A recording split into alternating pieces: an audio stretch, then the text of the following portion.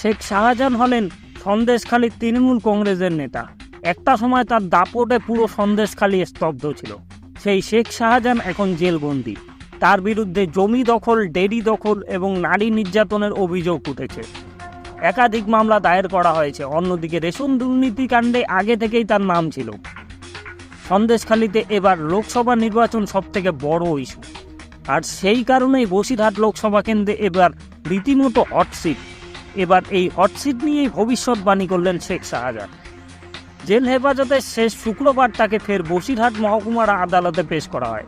তার সঙ্গে তার দুই শাগির্দ ছিল, দিদার মোল্লা এবং আলমগীর।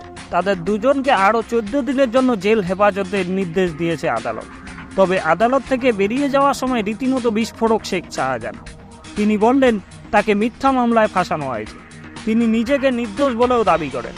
তিনি আরও বলেন রাজনৈতিক উদ্দেশ্যে তাকে গ্রেপ্তার করা হয়েছে, তবে সেই উদ্দেশ্য পূরণ হবে না বলেও জানিয়ে দিলেন শেখ শাহজাহান।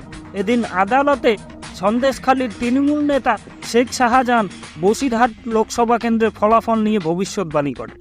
তিনি বলেন বিজেপি প্রার্থী রেখা পাত্র 3 লক্ষেরও বেশি ভোটে পরাজিত হবে, তবে কে জিতবে তা মুখ ফুটে আর বলেননি। বসিরহাট লোকসভা কেন্দ্রে এবার ত্রিমুখীয় লড়াই। বিজেপি প্রার্থী রেখা পাত্র, তৃণমূল কংগ্রেসের প্রাক্তন সাংসদ হাজী নজরুল ইসলাম আর সিপিএম দাঁড় করিয়েছেন প্রাক্তন বিধায়ক নিরাপদ সর্দারকে।